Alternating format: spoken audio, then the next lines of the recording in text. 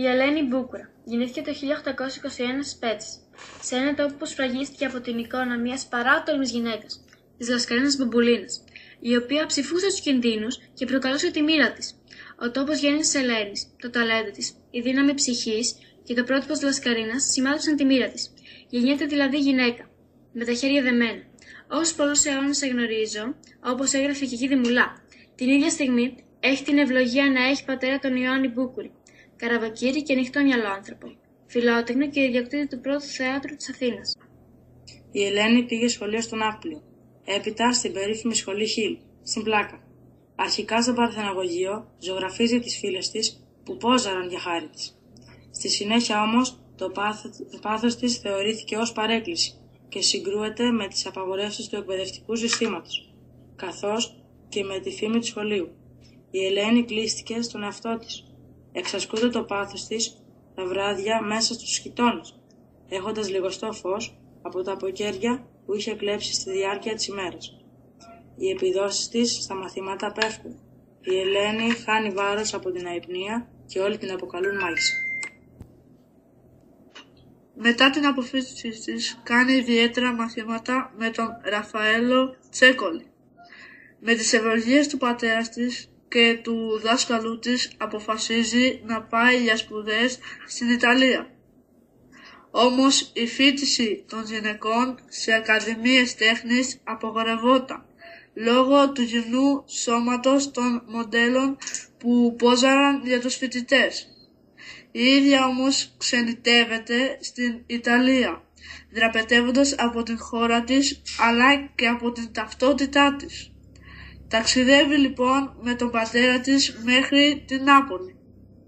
Από εκεί, πότε περπατώντας, πότε με άμαξα, φτάνει στην Ρώμη, στη σχολή των Ναζαρενών ζωγράφων. Ο πατέρας της αποχωρεί και η ίδια μεταμφιέζεται σε άνδρα. Η Ρέα Γαλανάκη γράφει στο βιβλίο της «Ελένη ο Κανένας». Η Ελένη μπήκε σε ανδρικά ρούχα, όπως οι Έλληνες στο δούριο ύπο, για να εκπορθήσουν την Τρία. Η Ελένη έπαψε να είναι η Ελένη Μπούκουρη. Είναι το φοβερό κανένας. Είναι η Οδύσσεια μιας γυναίκας. Στη Ρώμη μένει από το 1847 έως το 1850 και υπογράφει τα έργα της ως Χρυσίνης Μπούκουρης.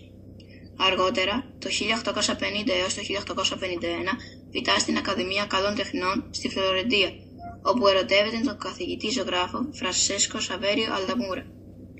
Αποκτούν 3 παιδιά εκτός γάμου, τον Ιωάννη, τη Σοφία και τον Αλέξανδρο.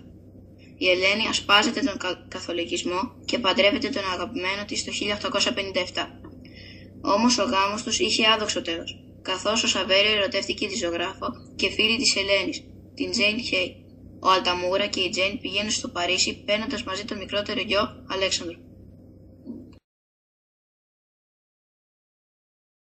Η Ελένη προδομένη παίρνει τα 2 παιδιά της και αποφασίζει να γυρίσει στην Ελλάδα. Απεκδίεται τα ανδρικά της ρούχα, μέσα στα οποία ένιωθε οικία. Παίρνει μαζί της τα βιβλία που μελετούσε με ενθουσιασμό, τις ώρες της απομόνωσης, τα 8 χρόνια παραμονής της στην Ιταλία, το Πίνδαρο, τον Όμηρο, τη Σαπφό και άλλα. Αφήνει πίσω της οριστικά τον κανένα.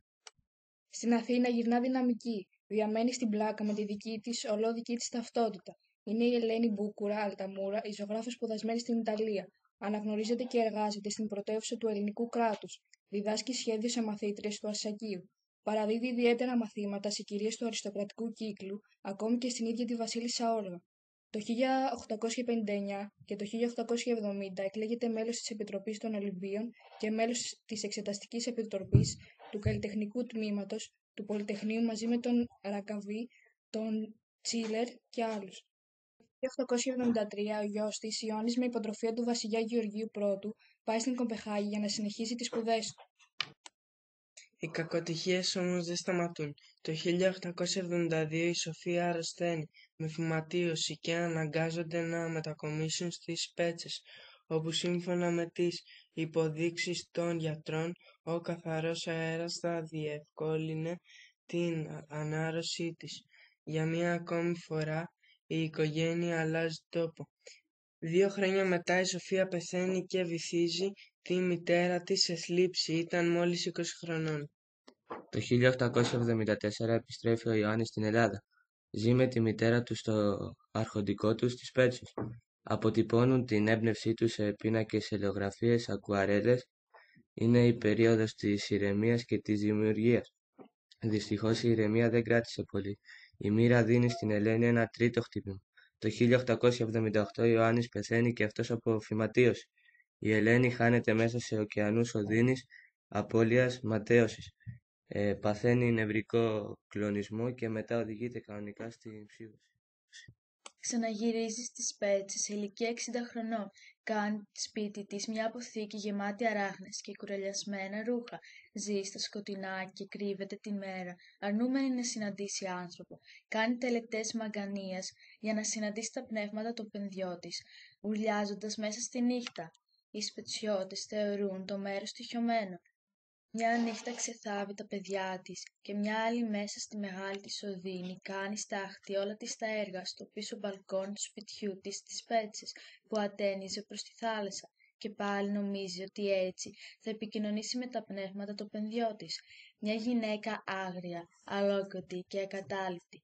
Η ζωή της, ερημιά, απελπισία, όπως ο μοναδικός της πίνακας που γλίτωσε.